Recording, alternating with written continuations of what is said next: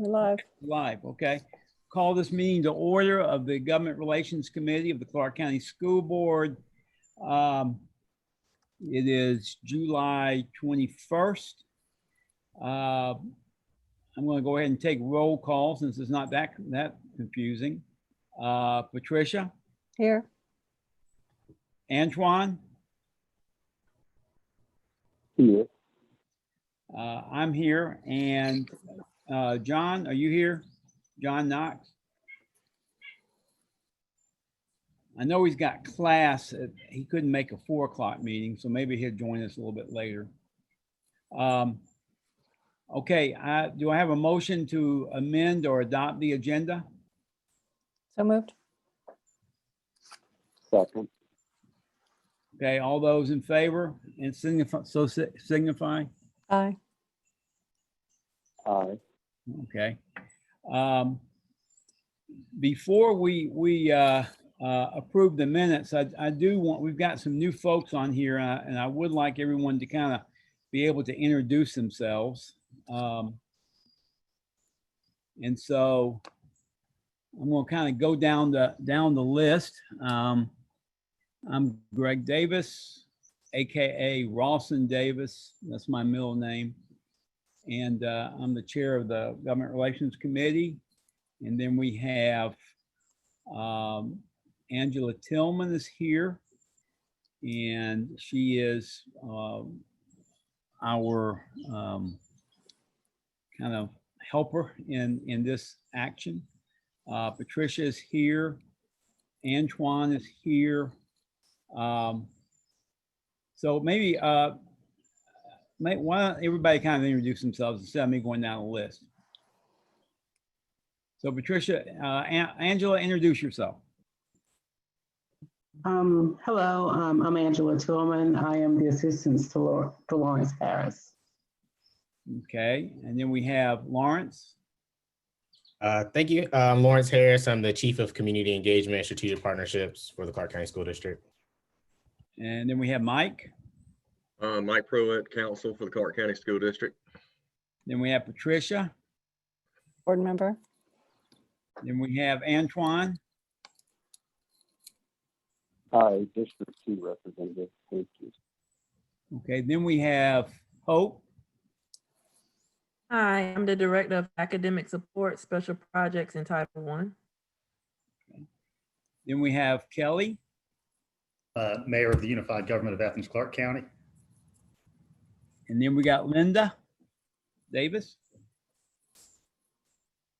Hi, District 3 representative. And then we have Lawrence popped up again, but I know he didn't have a twin. Then we have Taylor. Hello, Director of Technology, Clark County. And then we have Travis.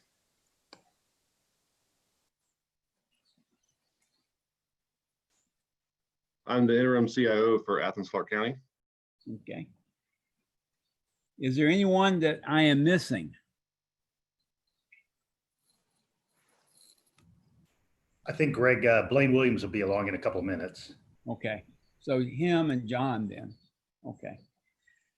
Okay, what we want to do next is to approve the minutes. Do I have a motion to So approve? moved. Okay. Second. Okay, all those in favor, so signify. Aye. Aye. Okay. Now we get down to the business, and what I was recommending, I talked to Lawrence today about this, is that where we want to start from is kind of like where we are at in terms of broadband in Clark County, and this doesn't seem to be real clear to me, even though I've gotten some printouts and everything. What I want to share first is we did a Clark. Oh, I'm sorry, Patricia. I was just going to say, Dr. Maddox and Mr. Williams, I think, have joined us. Oh, great. Will you introduce yourselves, please? You're muted. Sorry. Tawana Maddox, Board Member District 9. Yes, I'm Blaine Williams. I'm manager of the Unified Government. Okay, Blaine, thank you for joining us. Okay, what we're going to start with is trying to collect some data, or at least share some data that we've got. I will go ahead and start. The Clark County School District last month did a survey of its parents to see what types of problems were experienced with online learning in March, April, and May. And we had 5,500 responses. We have a Spanish version, but we don't have that available at this time.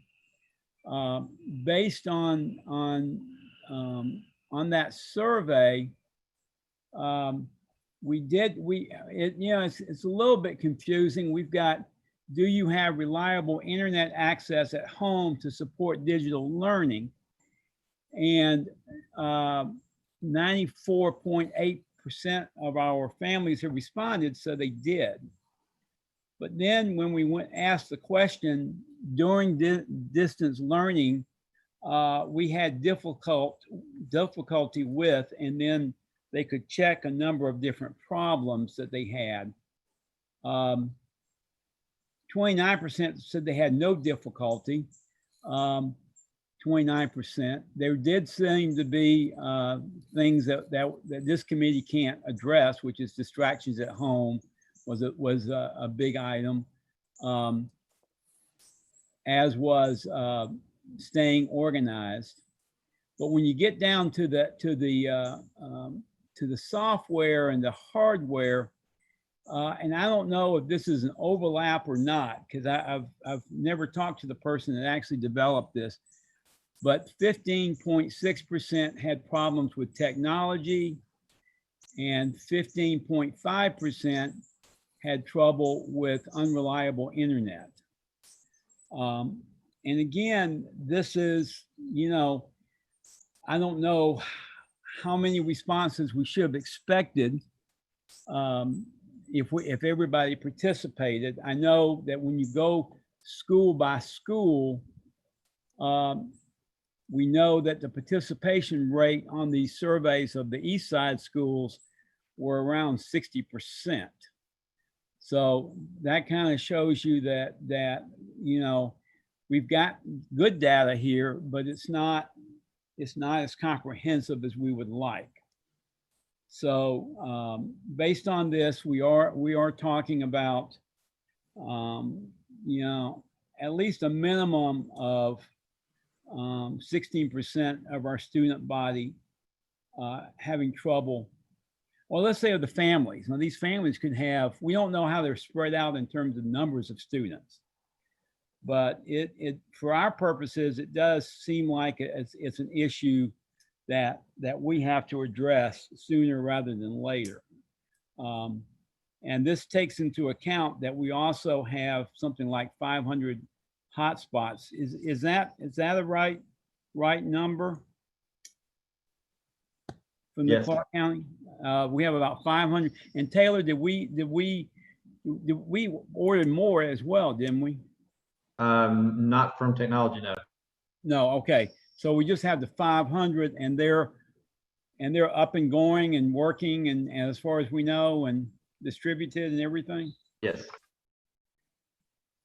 And then we've got laptops, 3rd through 12 already distributed, right, Taylor? And then we've got K through 2nd on order.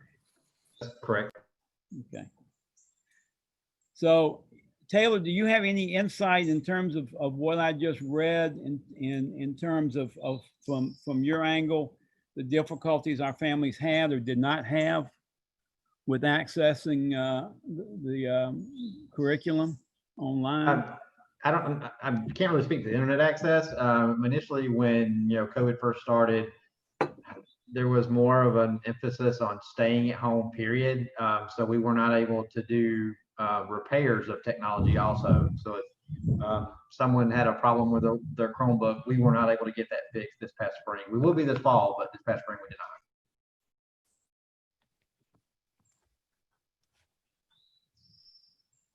Okay, I just got a note from Hope. She says that Office of Title I has purchased 50 additional hotspots.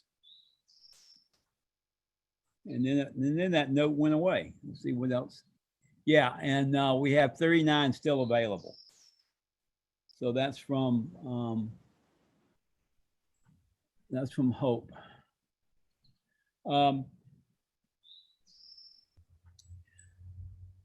What about Kelly, from your standpoint and from the surveys that y'all have done, where do you see us with the technology broadband access in the county? So we obviously, kind of with a different mission space, don't do the traditional distribution of hotspots and the like. Right. But we really do have a multi-phase rollout plan that Blaine and Travis can kind of highlight a little bit more. Essentially, we over the next several years are looking at a SPLOST funded rollout of a sequence of towers that would be connected by fiber that would first really facilitate our own internal use, for example, with public safety officers and the like. And then in a later phase could also be for community use, particularly if we're able to partner with a provider, a cellular provider, broadband provider.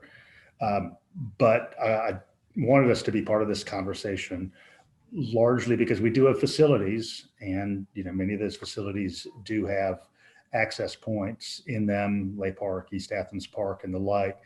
And so I just want to make sure that the unified government is situated to provide whatever support we could, whether that could mean spaces for tutoring or after school activity or even during the day activity. I don't think we altogether know what that looks like, but we want to be situated to try and fill in those gaps however we could. And conversation today is primarily around technology, I understand, but I would extend that to facility use broadly in whatever way we can support you guys. We want to be able to do that. Had a conversation with Blaine earlier today, and I think about all of these challenging points in history. You sometimes see a response certainly to pandemics simply being spreading young people out, having them in more facilities that are smaller capacity and in many cases outdoors. So anyhow, as the conversations evolve, I just want you guys to know that we want to be as much of a resource as we possibly can be. So let me clarify it. Now I want to open it up for discussion then. So you're saying, let's say for instance, Southside Park. Are we talking about installing some type of tower there?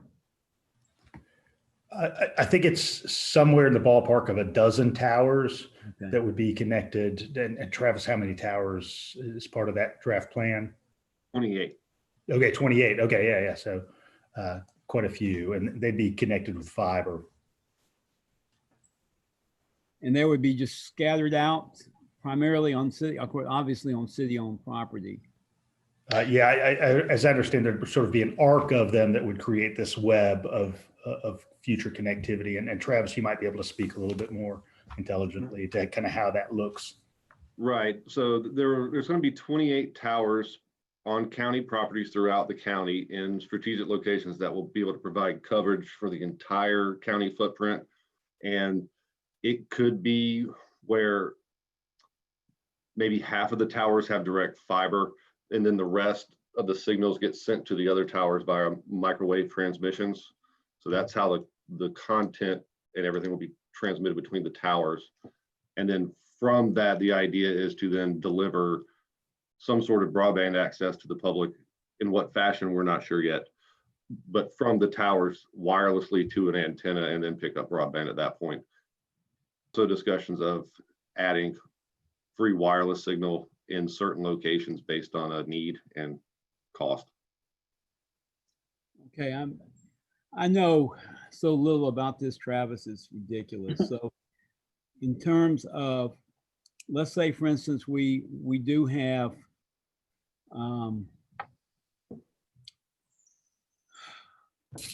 let's say we have a tower that's located in North Clark County, which I think we do have difficulties there.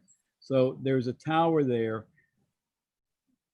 I live in a home that's a mile away from that tower. Is that something that I could pick up in that location, or would I have to go through a provider to pick it up, or what does that look like? Well, there's going to be two ways that we're going to do it. We're not sure which way. One, we're going to be the ISP ourselves and sell the service to homes and businesses directly. And as long as you're within line of sight of the tower, you should be able to pick up an excellent signal. There's also another option, which is partnering with an existing ISP to provide broadband to the homes. And if we do partner, it's either going to be like a radio transmission to your house, or it's going to be either a conventional coaxial cable pulled to your house or a fiber. And we haven't gotten that far in the project yet. But the idea is everybody in the county should be able to access whatever signal it is in whatever fashion that we actually end up delivering it to someone. And if I could clarify too, Travis, that I believe that the $6 million for the system is really just the first capital cost. It doesn't involve the operations or the maintenance of the system, and Correct. and we're going in with eyes wide open. I mean, the amount of investment that these companies are having to make to continue to build capacity as more demands are placed on the system. So this isn't a money-making venture by the government by any means. So I think the mayor and Travis both said it very well. You know, the first phase is to get it stood up, make sure that it operates for public safety purposes. Certainly, I think, working with the school district, the big question Travis got to is whether or not it makes sense for us to run our own ISP or partner with somebody. So that's why we've got sort of a phased approach, not to draw it out. I had a long conversation go ahead. Does somebody want to say something? I would like to ask a question. Sure. I'm concerned about, I know you're stating that you're starting with areas where the city have properties. I'm thinking about Smoky Road, Hull Road, Pittard Road, Commerce Road. So are those areas being considered, or do you have actual spaces like fire stations or places like that? Are those being considered for? Because I don't know about this technology. So can you explain how we are reaching out to the most rural areas? Because those are the ones I'm concerned about in terms of us making sure that everybody's able to learn if we go down. And I know that's kind of separate from your angle, but can you tell me where the priority is for those most rural areas? Well, the priority is the underserved areas of the county, for sure. That's part of the SPLOST mission for this project. And so whenever we were mapping out how we could do it, we came to a count of 28 towers, and that is ensuring that all the areas that are underserved have a priority. So the county owns so many different parcels of land throughout the county, and the way the towers reach and the signals are sent, each one of those areas was looked at. I don't have the list in front of me exactly what point that they're in, but the underserved areas of the community were definitely the priority. And Dr. Maddox, if I might, so you do a propagation study, you try to see coverage, which we've had an initial one, but I'm sure Travis will update that when we start going. But we just finished putting in our new water meters, which cover the entire county.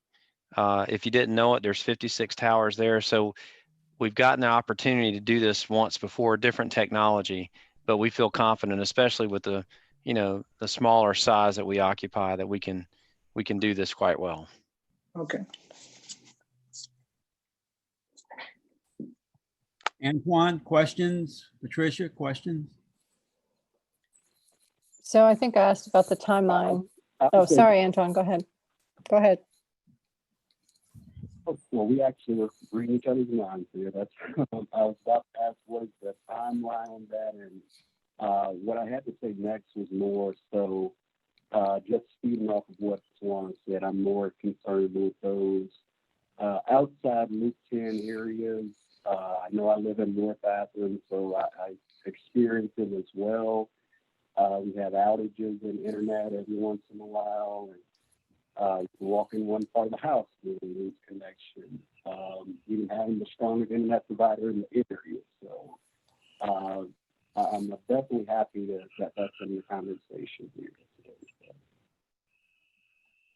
Yeah, well, we want to solve some of those issues as well for people. And to answer your question about timing, we're probably at least a year out before we actually dive head deep into the project. And we're probably a few years out from the completion of phase 1, which is just to get our county facilities up on the network. And then a few more years out after that to at least complete the SPLOST portion of the project. So in total, maybe 4 or 5 years until the end of the SPLOST project, as long as everything goes well. So it's not an immediate help, but it's long-term.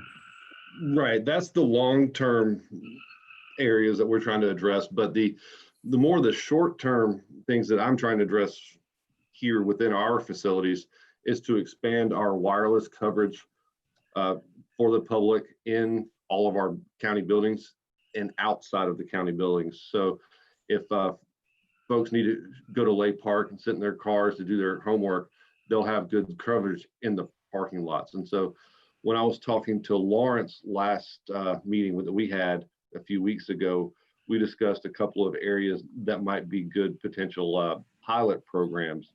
And we saw 2 areas that we could facilitate fairly quickly at a fairly low cost on our end by running a pilot project at the Rock Springs Community Center, as well as the Lake Park, Linden House area, possibly Bethel.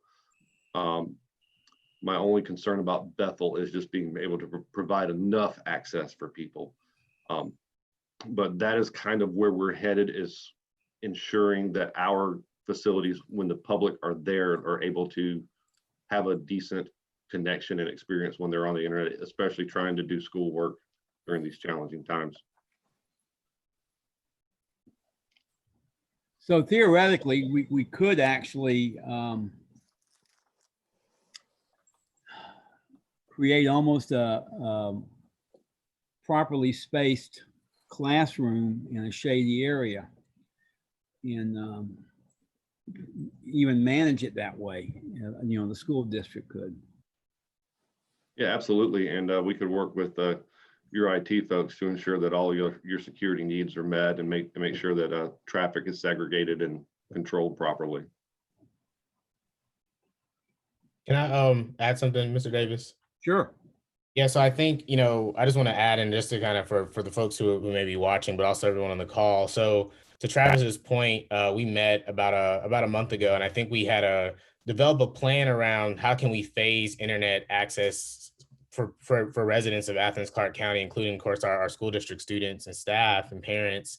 And I think to Travis's point, we were trying to figure out if there's a way we could pilot access at several hotspot locations in town where the need for internet may be limited for residents as well as our students. And those include the neighborhoods he just said, you know, the Rock Springs area, Lake Park, Linden House area.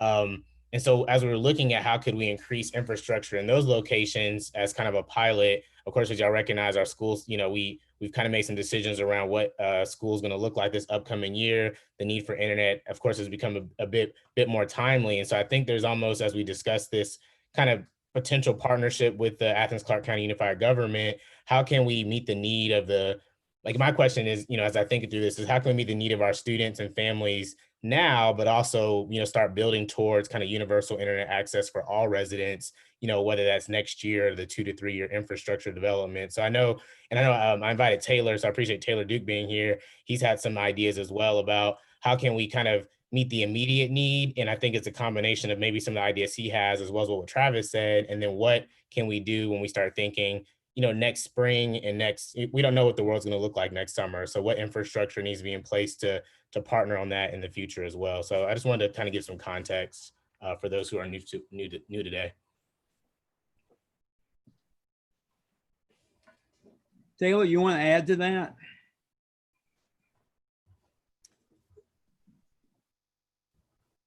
Yeah, we've been, Lawrence and I have been talking, and this summer we've been looking at the different options we have kind of to bridge the gap until something from the county might be ready. And some of those options include like putting Wi-Fi on buses, which is actually, it's very financially feasible and easy for us to do. It's probably the quickest solution as well. Our locations, you can already pull up in the parking lot and use Wi-Fi in our schools. We can extend that to make it a little better connection. We've gotten pricing back on that, and that's very feasible to do as well. The third option, obviously we need to buy more hotspots and check them out to kids. That's probably the most expensive option, and I would put that third on the list for sure. I like the ability to put Wi-Fi on buses. I think that would, you could move the bus to wherever it needed to be to get in the areas of most need. So. Does the bus have to run while it's sitting there? How do you generate the power? Or do you just park the bus? You park the bus. The solution runs off the battery on the bus. It does periodically need to be started up so that it can charge back up. But for the most part, yeah, it just sits there and provides Wi-Fi. Patricia, I'm in a lot of pain. I want to turn this meeting over to you. I'm sorry. Great. Oh, great. Oh. Mr. Harris. Yes, ma'am. Okay, as we're, I like the idea. I've seen that idea of the bus in some districts. Going back to those rural areas, because again, I'm seeing Rock Springs, Lake Park, and Belton. I beat this horse about the rural areas. So are we partnering? Is one consideration to partner? Like I'm thinking about out near Danielsville Road, like maybe Rhema Church, places like that where people can park. Because the other thing is people, understanding the true poverty. We can think that everybody can just drive and take their children to Rock Springs from way over that side of town. I grew up out there, and my family was fortunate enough to have a band that other kids got into, but I'm still concerned about even that distance from being out Danielsville Road trying to get to that area. So are there considerations for, like, if you were to use the bus to maybe partner with, like, Rhema Church is a good location. You have the trailer park that's over there. You have, it's a pretty central place. It's not too far away that people could possibly park. And then the other thing is with the schools, are those schools, will people be able to like Fowler Drive? That's in the middle of a good circle of places that people can get to. Core Middle School, the other area that I'm concerned about. Are those schools already equipped so that people can go in those parking lots and park and use the internet? Is that already set up that way? So I'll defer to Taylor to answer the latter really quick, if you can do that for me, Taylor. Okay. Yeah, it varies. Back when we installed Wi-Fi, getting the signal outside of the building wasn't our primary focus. So in most of the schools, the signal does extend outside of the building, but it varies per school on how far that it goes. Okay. And to answer your question, yeah, I think I think that would be the goal. I by far, of course, I'm not the decision maker here, but I think the goal would be to, if we can develop a safe process to park buses at partners' locations, whether it's our churches, community centers. I think, many of I think there's a lot of locations and people in town who would be willing to have one of our buses safely. Of course, when you talk to our transportation director about the safety side of it, but I hear you. I think even when we were serving meals, something I noticed this summer, it's drive through work, but there's also families who had to walk to pick up food, and for some of us may say, oh, it's half a mile, but half a mile to a mile in the hot, blistering summer Georgia sun is a lot. And so and you're also carrying all that bags of food back. And so I think, using internet, there may be some additional resources we have to provide. We may have to look at, you know, how do we safely make sure people are spaced out when they get there? I mean, ideally people would park their vehicles, but I have friends and colleagues in town who don't have cars and who use the bus system That's right. around. And so, you know, what can we do? So I think it's almost a twofold conversation. And again, definitely want to Yeah. our partners in the unified government. How can we provide, you know, internet access via the mobile bus system that Taylor talked about and through our school parking lots? But we also need to we need to diffuse people out. So we don't want a lot of people at the more locations we have, ideally less people congregating. And so we are able to look at the spots that Travis mentioned, you know, Lake Park and Rock Springs, you know, those could also be hubs where we don't have a school, you know, right there at Lake Park, but that could be in a location, or Southeast Clark if we're doing it in public location. And then how do we make sure that people aren't going out there congregating, having like, you know, a block party in Southeast Clark, but they're safely distanced in that area. So yeah, I think those are all part of the things we have to talk through, the details. And you may even, want to think about the idea, maybe bus drivers drive the bus home to home from work every day, and just leave the bus parked there. So, Mr. Harris, do you feel like you have a list or an awareness of these resources that Mr. Williams and Mayor Gertz are offering us? Do we have like a sort of a mental map of all the possible places? Or do we need them to give us such a thing so that we can build from it? Or what would facilitate this exchange or this sharing of resources? So I don't have a mental map, but Travis has been very gracious. He actually created a EIS map for us that I was able to share out. And unfortunately, as you know, I was under the weather, so I wasn't able to dive as deep into it as I wanted to over the past couple of weeks. But he's already identified areas that there's internet infrastructure in place to the unified government. I think some of the work we'd have to do moving forward would be figuring out, and I think to your point, Dr. Maddox, what are those areas that are identified as highly populous versus those who may be less populous but exist in rural areas. And so I think we'd have to partner. I mean, it only makes sense that we'd want to partner together and look at our population maps for families.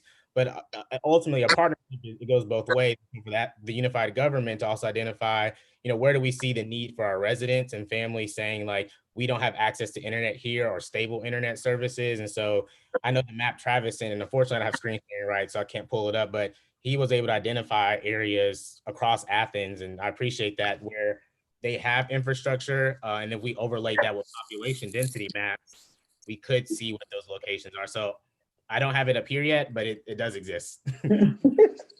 So I guess what I'm wondering is if we need to have a little subgroup or working group of people. Mr. Harris, you have a lot on your plate. You shouldn't be the one doing this, but can we maybe form something and have a discussion about how this lays out? Have people actually looking at the maps? Or do we just let you do it? I mean, I'm just trying to figure out how to take advantage of this without putting it all on your head.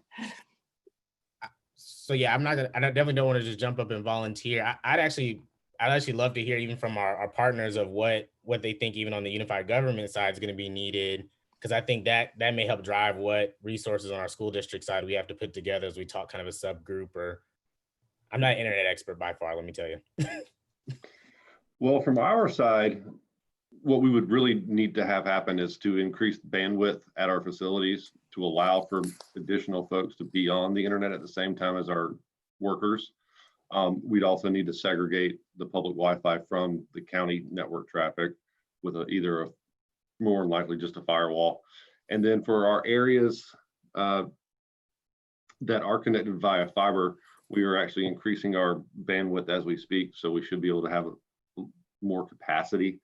So once we have that infrastructure set up, we would need to provide additional access points that would send the signal out from the inside of the building to the outside. And so folks would be able to reach it in their cars.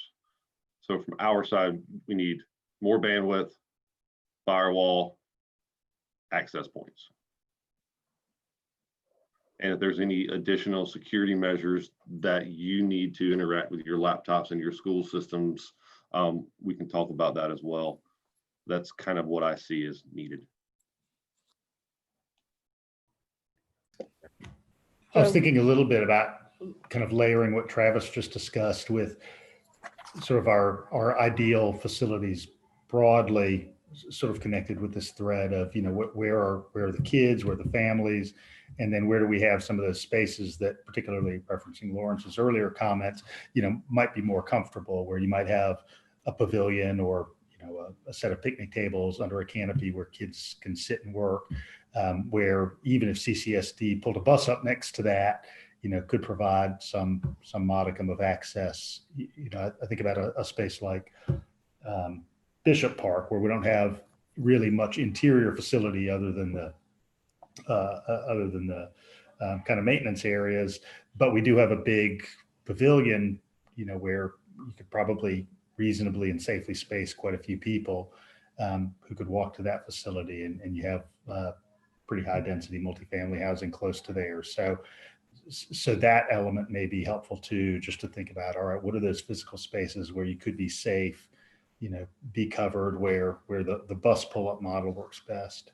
As I think, like Dr. Maddox mentioned too, you guys probably want to consider all those private spaces, churches, other kind of community facilities that may be viable in the same way.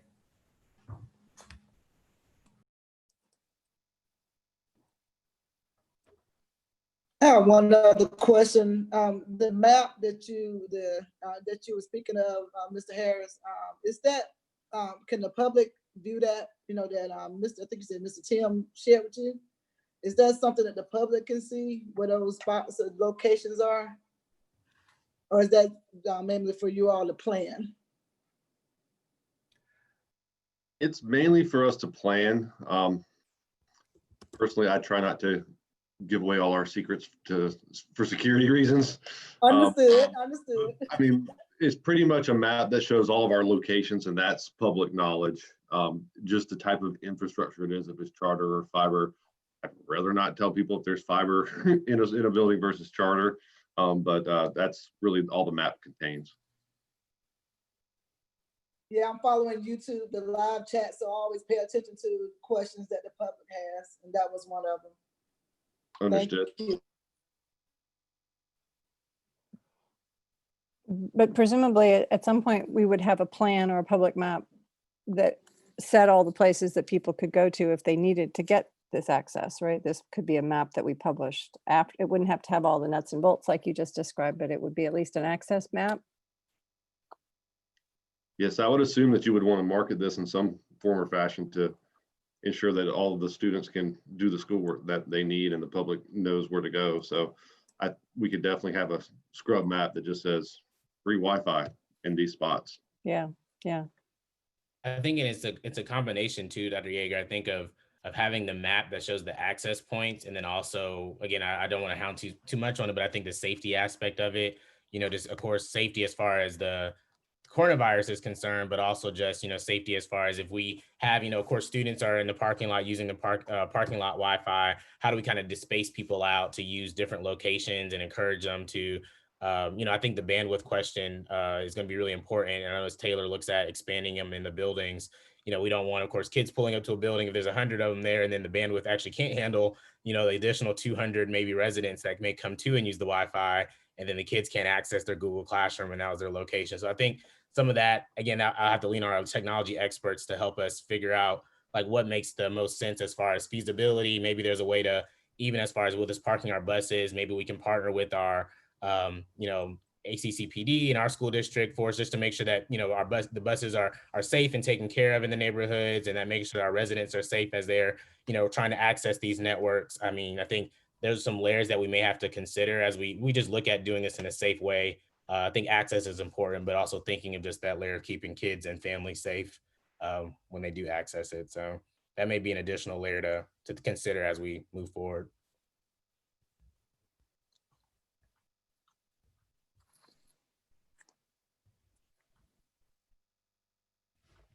Mr. Stevens, did you have any comments?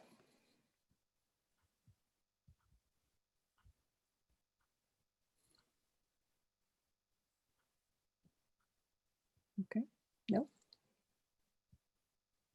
So it feels like it's July 21st and we're looking at school starting after Labor Day.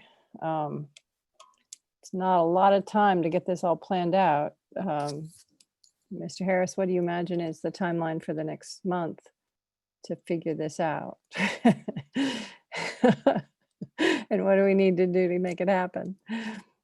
That, ma'am, is the question of the hour. I think, as I say, processing, I think it may be what you mentioned before is maybe bringing together a group of, I think to Mayor Gertz's point, maybe bringing in the facilities director with Athens Clarke County Unified Government, trying to figure out what are the best locations as far as parking lots and pavilions. I think we need to look at, if we're looking at parks to park buses, I very well could, but it's probably don't necessarily need me to drive to each park and see if there's a pavilion or picnic tables. I'm sure you all's folks at the government probably have that information. I think we may just have to create a subgroup or subcommittee to work on that. Probably some of our facilities people, Taylor, Travis. I think we probably just need to get a plan of action on paper. And I do think it's a combination of Travis's plan of piloting locations that are some of the government buildings as well as our school buildings. So I'm happy to co-facilitate a group to do that. I may lean on some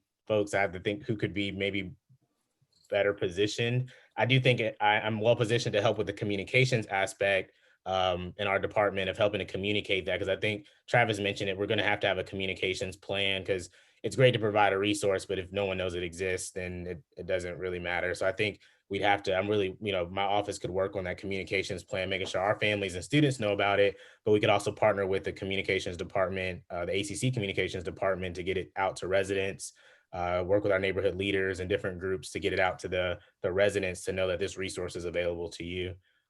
So short answer, I think it is creating some type of work group to move it forward. And then again, I want to hound on the idea that I think there's a work group that looks at the present, but I think to the points that were made earlier, some of this is long-term planning. So what does it look like for the unified government and the school district to partner together to provide internet access for all residents in our county, which may be a 1 to 3 year plan, but some of this time may sneak up on us. So how do we keep that conversation going? So that task force or group, I probably am not, this probably doesn't make as much sense for me to be on, but I do think that's something we probably want to keep going.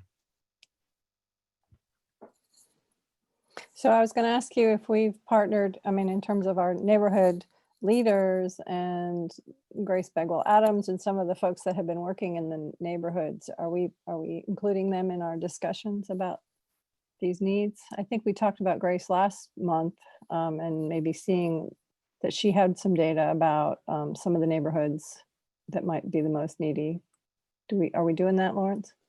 So we're using that data.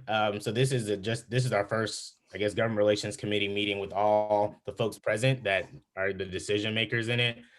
So we haven't brought in other community groups or members to be a part of the discussion, but I think very well would make sense to bring them on as we start to move forward. I think the purpose even of today, when I talked with Mr. Davis, was to really figure out where we are in providing internet access, what resources our agencies and organizations have, and what's kind of stopping us from being able to move forward. And if there's no barriers or limited barriers, how can we, what are the steps to move forward seemed to be his goal when he talked to me about this agenda item. So I think the next step would be that inviting Dr. Grace Bagwell Adams to a meeting, working with Terrace Thomas and Tim Johnson.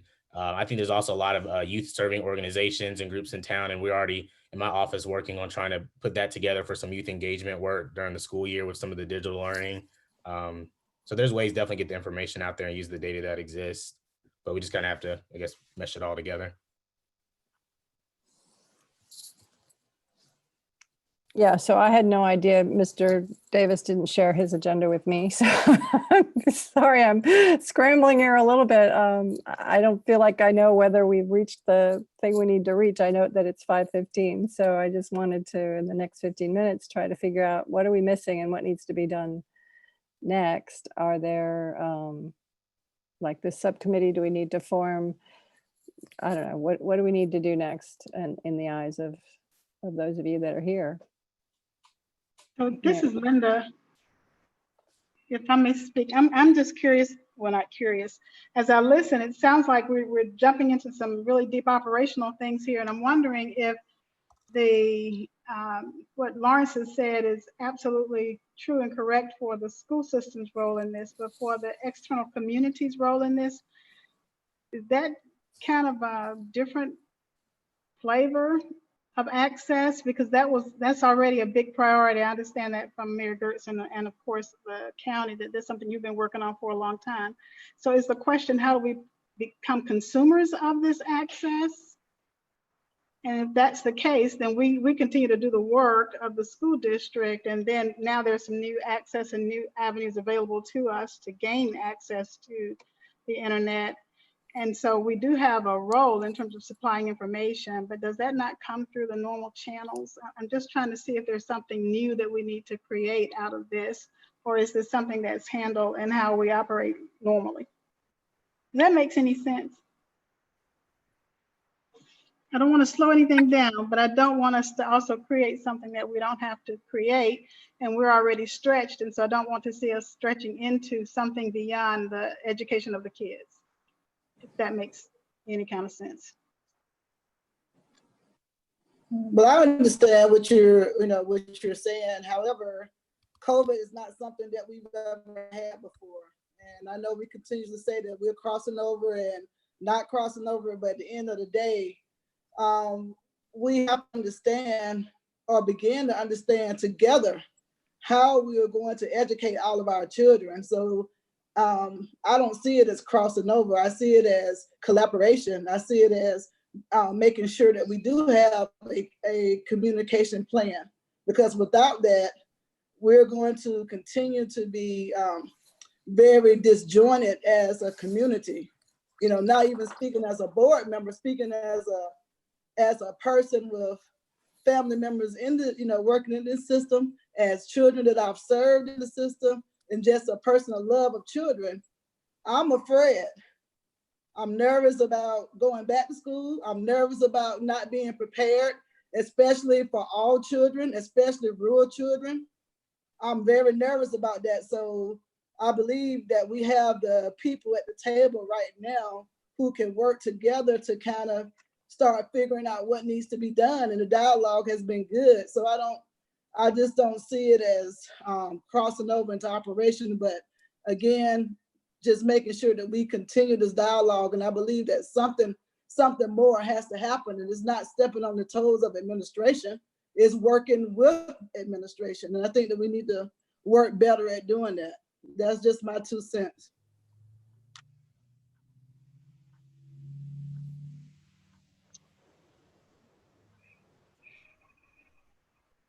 So if I could, I just wanted to touch base on the bus transmitters. We already have been awarded 8 bus, well, it's actually wireless transmitters that can be used on buses, but that is not the only place that they have to be put. So it comes from the Georgia K through 12 Student Connectivity Grant. And so all we had to do was I submitted a survey through SurveyMonkey saying that yes, we were wanting to opt into the connectivity grant. And so we show data from the state saying that we have 4% of our student households with no access, which probably will speak to the rural areas that don't have the fiber or the towers to handle that right now. So we are getting 8 Wi-Fi transmitters from Godot, the Georgia Department of Education.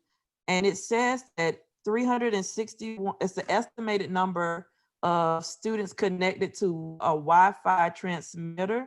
So I'm guessing that's one transmitter, is 361 students.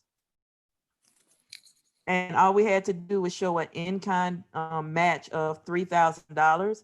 And you just showed that in expenditures that we've already had in our system this past school year and the upcoming school year.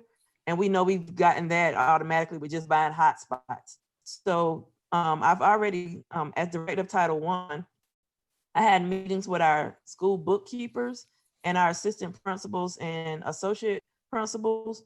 I've also mentioned it to principals as well, and just getting feedback on some areas that they thought that these transmitters could be, because in the documentation, it says we can put them on buses.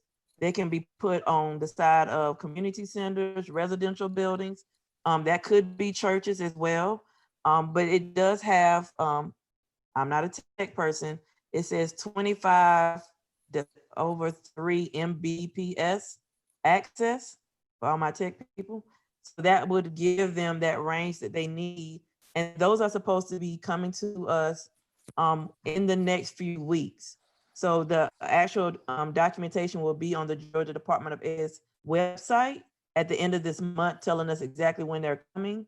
And then it's up to us just to find 8 locations of where we would like to put them. I've already had people mention like Pinewood Community Mobile Home Park, Hallmark Mobile Home Park, Columbia Brookside West, Rolling Ridge, Lavender Lakes. Someone said the Housing Authority, Nellie B, Athens Gardens, Clark Garden, Bethel Homes. They told me to look at all different kinds of places out. You know, I drive everywhere, but some of them also were saying that by like Coyle and BHL Middle School further out, that there are some areas that probably would be very good just to post the wireless transmitters.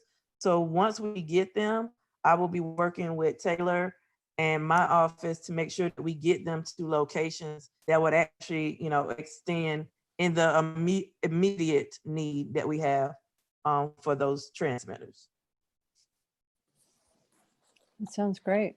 That sounds is really very great. encouraging. Thank you. And so in looking at the numbers that you reported on earlier, Lawrence, you did say about 5,500 responses. That's about half of our student population, as I understand it. Do we still have 12, 14,000? We do have 14,000, and 14,000.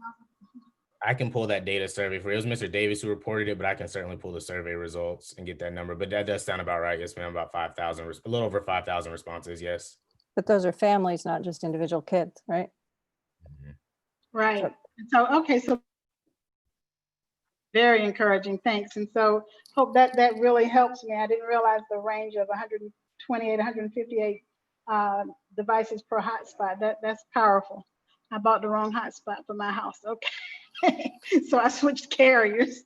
All right, good news there, thanks. So, Mr. Harris, do you think that there would be any correlation between the folks that need the food distribution that we're accommodating and the Wi-Fi distribution? If there's a correlation, could those two, I mean, I don't know if that's true, but if there is there a way to maybe merge those two services regionally or spatially? Is that a strange question?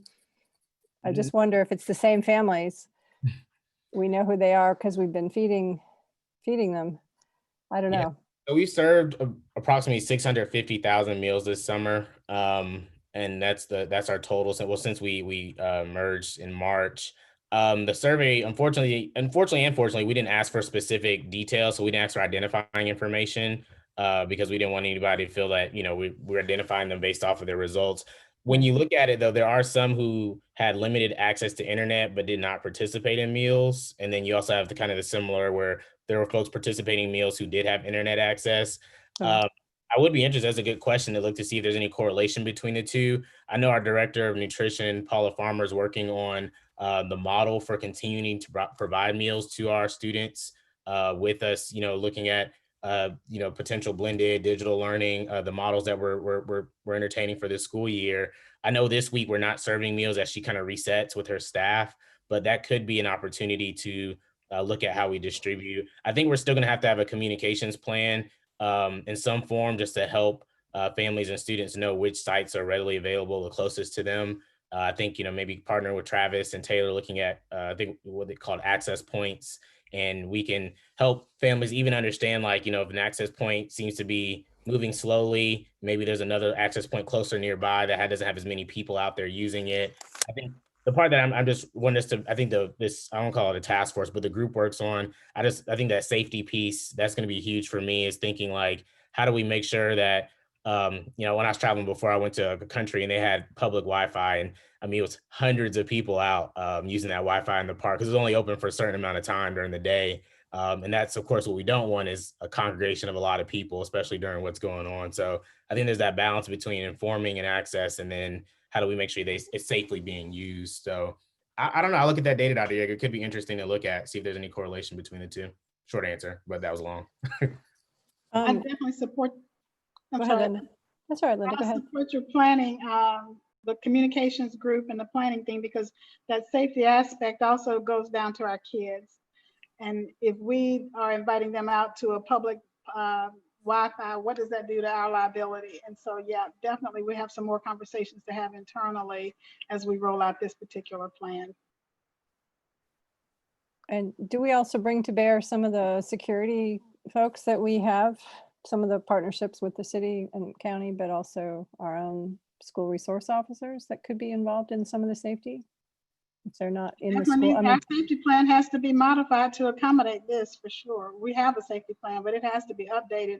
And we're now going to create remote sites for people to gather, and we're inviting our kids in. Yeah, I think they have to be a part of this conversation. Well, if I could suggest, it sounds like maybe what the mayor and his staff just need from us right now is response. Thank you. We appreciate your generous offer, and we're definitely interested in working with you. And we would like for our IT director, Taylor Duke, to work with Travis and the staff there to hammer out these details. I'm sure my counterpart at ACC government, Judge Drake, will want to hammer out some sort of agreement with the school district to cover all of these issues of hours of use and safety and governance, since we're talking about, the school district and its customers, its students using unified government facilities. We'll need some guidelines on that. And of course, I'm happy to work with Judd and his staff to hammer that out. So just tell us what we need to do. thank you, Mr. Pruitt. Your clarity is appreciated, always. So it is 5:30. That was a very nice way to kind of pull it together. Mayor Gertz, do you want to finish this off with your thoughts, or? Just, I'm really glad to be part of the conversation. I mean, ultimately, I think everything that we do to support kids in our community is going to mean we've got a stronger and a healthier community in the long haul. In a lot of my conversations around every aspect of today, I'm playing the long game, and that's true right now too. So I'm really excited. I think we've got really smart people at the table who know not only where kids are located, but kind of where the breadth of facilities are, and then what kind of access and other spaces are at those facilities. So I have real confidence in Travis and certainly Taylor and everybody else here on the call. Thank you. Mr. Harris, do you have any final comments? I do not. Thank you, though. All right. Mr. Stevens, are you still there? I am. I don't have too much to add besides saying I am very grateful that this kind of conversation is being had, especially with those rural portions of the county really feeling forgotten about a lot of times when things like this come around for investment. So I am very excited about this. Great. Well, I think we lost our quorum unless our guests count. So I think I will just adjourn the meeting without needing a vote. And thank you all very much for your time. And I look forward to hearing more and finding out what else we can do to make this possible. So thank you very much. I guess we will adjourn. Thank you. Harold, you can take us off live. Thank you.